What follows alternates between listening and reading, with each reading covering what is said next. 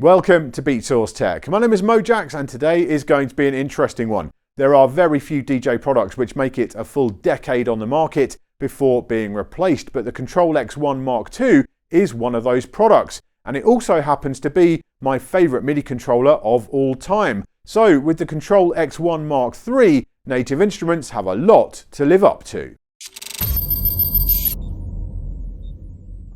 Modular controllers like the X1 have been a part of the Native Instruments product line for a very long time. The original X1 was released in 2010, and that was followed 2 years later by the Kontrol F1, designed to control the new, at the time, remix decks.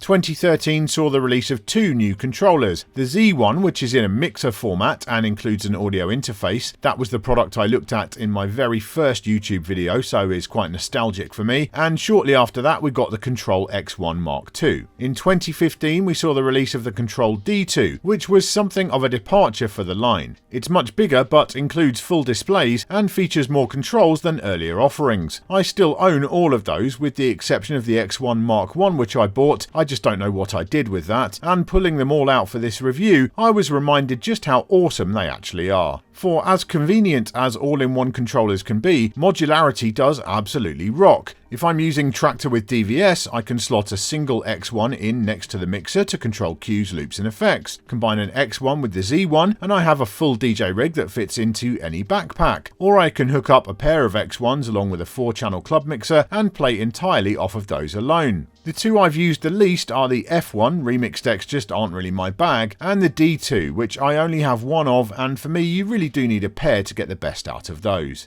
But the X1 Mk2, as I've said on this channel before, is my favourite controller of all time, full stop. I just love the form factor, the functionality, the touch sensitive controls, everything about it feels right to me. So the new Kontrol X1 Mk3 dropping now, 10 years on, has a very hard act to follow, at least as far as I'm concerned. Getting the basics out of the way, the Mk3 is more expensive than the older models with a street price of around $300 in the US. I think there are two main reasons for that. Firstly, there's inflation, and that's standard with everything right now. And secondly, there is quite a bit more tech on board with 5 OLED displays on the Mk3. So from my perspective, the price is pretty reasonable in the context of today's market and looking at what you're getting. I do want to make something very clear, as I've already had messages from people who've got confused about this. The X1 Mk3 does not feature an audio interface. There's no headphone socket and no master outputs. It is purely a controller, and I think that confusion stems from the fact that the Mk3 has a mixer mode for the top section, but that's only controlling the software mixer within Traktor. So to use the Mk3 and have separate audio feeds for the cue and the output, you will also need an audio interface with at least 2 stereo outputs, or at the very least the Traktor DJ cable splitter. Thankfully, Traktor is open to all audio interfaces. It's not locked down in any way, so you can use the X1 Mk3 alongside any mixer with USB audio connectivity, like most club mixers today, or a standalone interface. I've been using them with my old Audio 10, and Native Instruments still sell the Traktor Scratch A6. So you have countless options available depending on how and where you perform and how many channels you require.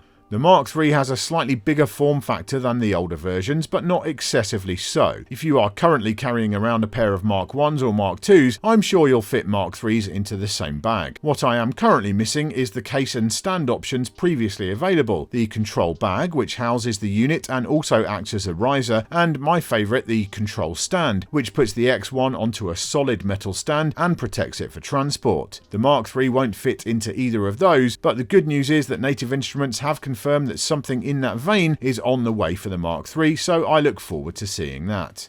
Aside from the size, the X1 Mk3 has a lot in common with the older iterations, although it's definitely closer in layout to the Mk1 than the Mk2, which I'll discuss more later. The lower half is all about transport controls, cues and loops, and the top section is focused on effects, along with the new mixer mode. The build quality is great. Native Instruments gear always looks rather plasticky, but I know from experience that it lasts. My X1 Mk2s are a decade old, have had hundreds of hours of use, and still perform flawlessly to this day. The first big change to the design comes on the base, where transparent plastic reveals 12 LEDs, 6 on each side. You can set those to a colour of your choice in the software, and they are also functional. If you so desire, they can change green when a track is looped, they can flash towards the end of a track, and they can alert you when a track falls out of sync. I really dig them. They look cool, just putting out a nice glow under the device, and those functions are genuinely useful. I would not have objected if they were a touch brighter. In some lighter environments you can't really make them out that well, but overall they're a cool addition. The second new feature is something which was previously seen on the D2, a USB hub. The X1 Mk3 is bus powered by default. You can connect it straight to your computer via the USB-B socket and it will power up, but if you want to use it as a hub then you will need to plug in the supplied power adapter. After you do that, you can then connect extra devices to the 3 USB-A sockets on the rear, another X1, an audio interface, or whatever you like. And because it's a powered hub at that point, you shouldn't have any issues with power draw. So if you have something like a MacBook Air with limited USB ports, then the powered X1 can serve as the base for all of your connected gear.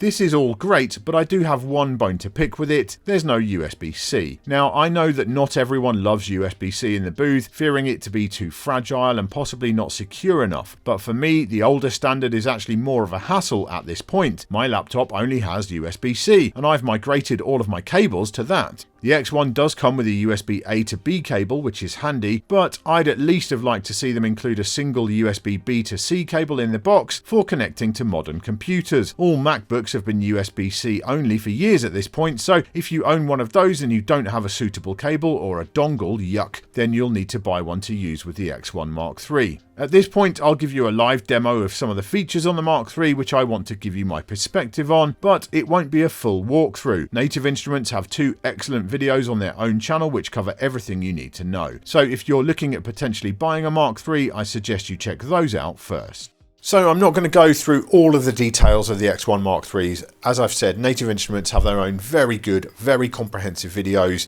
proper walkthroughs and demos showing you all of the features on here. I'm just going to show you the stuff that stands out to me, clarify a few things maybe, and give you my perspectives as someone who spent a long time using the Kontrol X1 Mk2s. So the first thing I'll do is just show you how you connect them up. So this one right here, I've got the mains power supply plugged in to make sure it is functioning as a USB hub. I've also got a USB then going out to my computer, and I'm going to take this one, USB from here, I'm going to plug it into the back of this one. This will then come to life, and we can assign our decks. Now when I'm doing 2 X1s, I will do A, C, B, D, but you can choose whatever you want there. So A, C, A, B, C, D, and C, A, etc. So I'm going A, C, B, D. Just push one of the buttons and that will come to life. And the first thing that kind of stands out to me is, of course, these displays. And they are great, like they absolutely are. They're, on here we have these segment displays here. All they do is loop length, that is it, there's nothing else there. Here you have remain time, or you can choose elapsed time.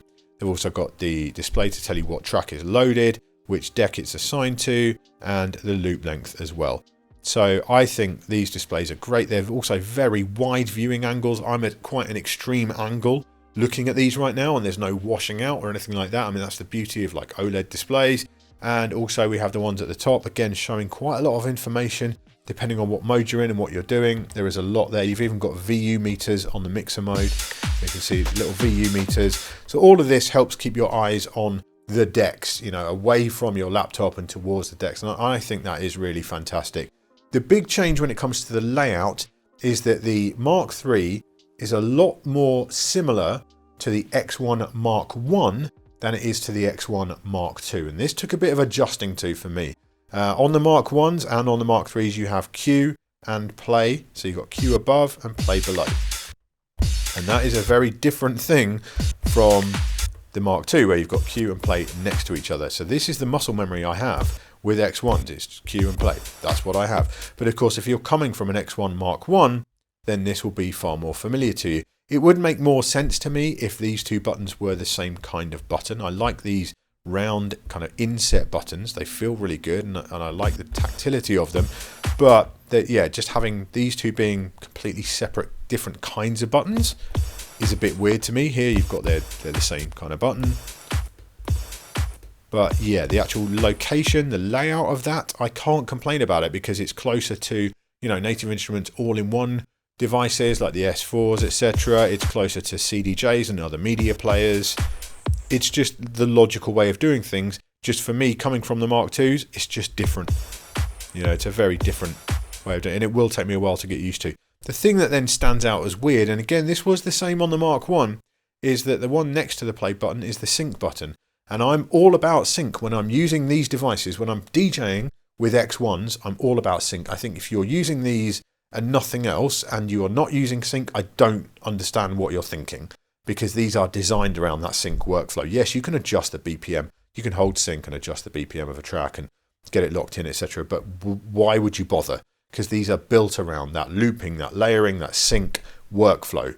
And I just think you're wasting your time if you're not doing that. So I'm all about having sync on, but once sync is on at the start of my set, in general, with these, I don't need to turn it off. So it really doesn't need to be a giant big button there next to the play button. And so again, that kind of logical, for me, this is more logical on the Mark II. Cue and play, and then a smaller sync button up above. It makes more sense. But again, I'm someone who loves the Mark II. I think in Traktor or Native Instruments, kind of market research, they've spoken to their users, and a lot of their users kind of preferred the way it was on the Mark I. So again, I can't complain about it. It's absolutely fine. In terms of the rest of these buttons, I mean, no complaints there. They've changed from flux to reverse flux, which I think is a better use of the button. The cues are great. They're a bit bigger than on the Mark II, so you've got less space between them, but they are bigger. They have that regular Native Instruments kind of clicky feel to them. I just think they feel fantastic. They're doing all of their kit. And you've got these little kind of nubbins sticking out on some of them, just to give you a kind of tactile idea of where you are just by touch alone. So I think that's a nice little touch as well. The other big change is the move away from the touch strip. So we do have pitch bend buttons on here now. You can pitch bend up and down, and you can also hold shift and use that for beat jump. Again, this is much more like on the X1 Mark I. On the X1 Mark II, we had the touch strip, and yeah, I will miss this. I can't pretend I wouldn't miss this, right? This is, you use it for pitch bend, up and down. You can assign it all to one side or another, so you've got split touch strip, so I can do both decks, or we can assign it, hold it down, move it right over to the left, and now I can pitch bend across the whole thing.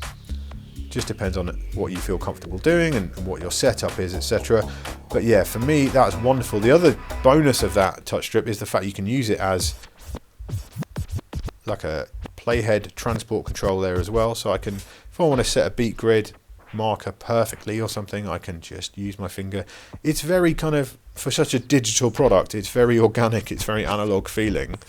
And I just loved it. I really like the touch strip. It works for me if I'm playing something and I just need to nudge it ever so slightly into place. I can just do that, just give it that tiny little nudge. And yeah, can't do that on the Mark III. You have to use pitch bend buttons instead, which I have no problem with pitch bend buttons. They're fine. I just really liked the touch strip, but I think the feedback from Traktor users was that they weren't that bothered about the touch strip.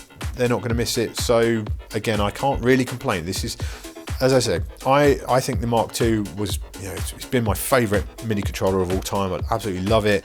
So any change from that is going to be difficult for me. But I think if that wasn't you, if it wasn't your favourite controller of all time, then of course you're going to probably get on better with the Mark III. Moving up, we have the same kind of loop encoders. We've got loop length, push down to activate, etc. And there are shift functions and all this stuff too. You have a little indicator to tell you that the loop is active, plus it shows you on the screen as well. Plus the LEDs on the bottom of the Mark III also change. If you have them set that way, you can, so it'll turn green and flash. All good. Like, I love those. They're fantastic. They work really, really nicely. Then we have the browse controls. Again, these are much more like the X1 Mark I. You have two of them, so one on each deck. You can go through, you can hold shift and go through the tree, etc. as well, and that's all good. Push down to load a track. No complaints there, except on the Mark II, and this is a feature that, objectively, I think it's a shame it's not there, right? I do. On the Mark II, you have a single browse knob, but when you touch it, because it's a touch sensitive knob, it brings up library view.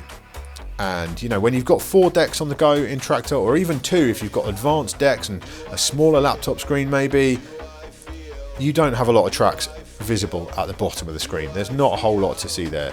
But with this one, you touch that knob, puts you into library view, and you can see what you're doing to go through your crates. And I think that's a genius feature. It's absolutely wonderful. It's amazing. It's one of the best features I've ever seen on any piece of DJ tech.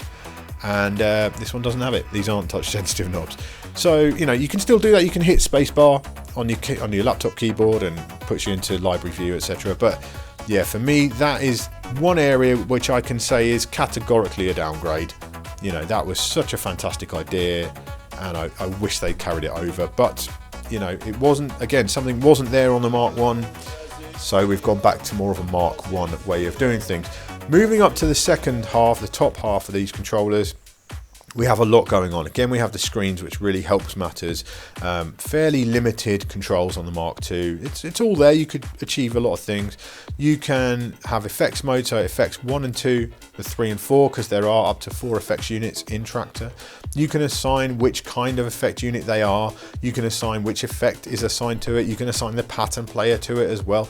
You can choose which decks are assigned to which effects unit. All of this is very comprehensive. You have the displays telling you which effect is there, so you've got a group on this one, and then we have the knobs to control it, dry, wet, all of that. So this is all very comprehensive.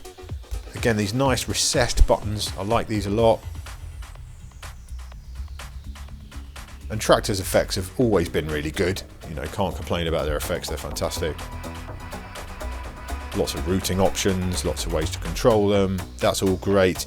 It can get a little bit tricky because you've got soft takeover here. These aren't endless encoders. They have a hard stop at the beginning and at the end.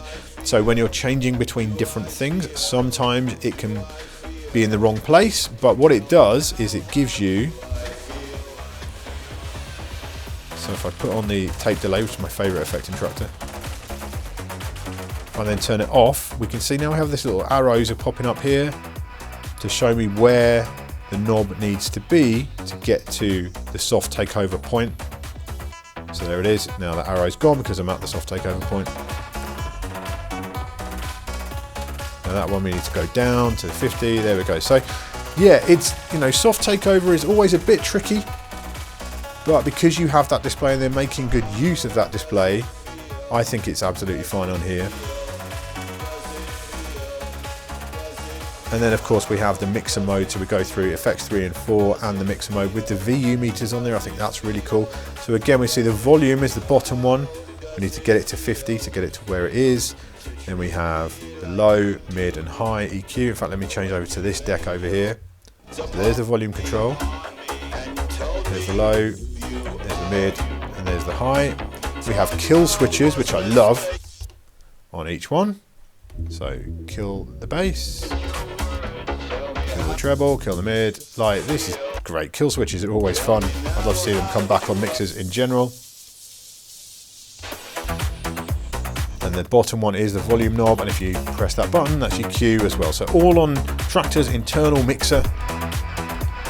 But if you're using that with an interface, you know, just a basic 2 stereo channel interface would work fine with this. So you can cue, you can adjust the volume, and you can see what's going on with the VU meters. All very cool. Like, I think that's really good, having that mixer mode there. Of course, the thing that's missing is they are doing stems. They've put it on their roadmap. You know, real-time stems is coming to Traktor. There is no stems mode on here right now, so I would assume there will be a stems mode at some point. But yeah, this section obviously has room to expand. There is more potential here. You can hold shift and go to MIDI mode as well. I would like to see some more advanced MIDI mapping, but I'll talk about that in a minute, because right now your options are fairly limited. But yeah, overall, you know, considering it's just that little bit bigger, it'll still fit in your bag perfectly well. If you're carrying a pair of Mark 1s or Mark 2s right now, this will fit in there just as well. It's not giant, it's not huge, but it does feel that little bit more spaced out, a little bit more comfortable. And for me, the real upgrade there is those screens. Those displays do make a difference. The less time you spend looking at your laptop screen, as far as I'm concerned, the better. And yeah, so in many respects, these are definitely elevated. I just wish they had that touch browse knob, because for me, yeah, just one of the greatest features of all time. I do want to come back briefly to the MIDI mapping thing I mentioned earlier. Traktor is famed for its incredibly advanced mapping options. That was one of the main reasons I got so into the software some years back. And the latest version of the software does include numerous options for remapping the Mk3 right now, but in a kind of walled garden way. At the time of making this video, there isn't any way to unlock full remapping, only to switch it into MIDI mode and therefore away from the stock mapping. I hope that's unlocked soon, as there's definitely a few tweaks I'd like to make. I'd probably swap that sync button for something I use more often, for example, but I'm confident that facility will be available at some point in the near future. There's one other thing I haven't discussed much in this video yet, and that is Traktor itself. Native Instruments made some big promises when they released their development roadmap in August of 2022. That featured a bunch of big and small upgrades, some of which have already been implemented in recent updates. Native Apple Silicon support, customizable patterns in the pattern player, but the really big stuff has still yet to materialize. New effects, flexible beat grids, which has been requested by users for longer than I can remember, and real-time stems. That's a feature which has become an essential part of my own DJing style in the past year, and there's zero chance I would switch to software which doesn't have high quality stems at this point. And I will point out that Traktor really doesn't look great on Retina Mac displays still, which is always a bit jarring. But whilst some stuff is still missing, and I would always welcome faster development, progress has been made and continues to be. I had a meeting with some of the Traktor team at the recent Amsterdam Dance event, and I came away convinced that they really are passionate about the software and excited for its future, and that made me excited too. So my long-term outlook on Traktor is definitely a positive one, even if I'm not ready to switch over right now. So there you go, my thoughts on the Kontrol X1 Mk3 from Native Instruments. This one was always going to be a challenging review for me because I love the Mk2 so much.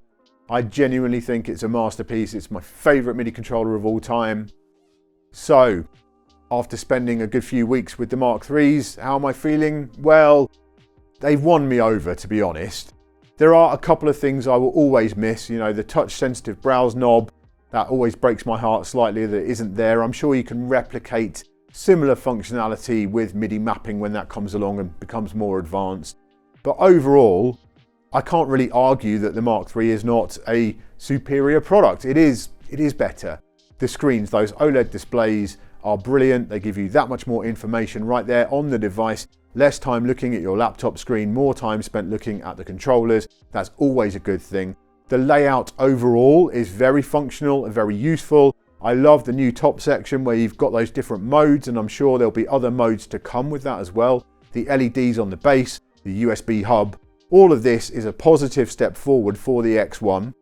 So as much as it pains me to say it in many ways, you know, if I do end up switching back to Traktor, once they get stems and the beat grid changes, etc., then yeah, I will probably be using the Mk3s as opposed to the Mk2s, because I just think overall they are a better product. I mean, they had to be.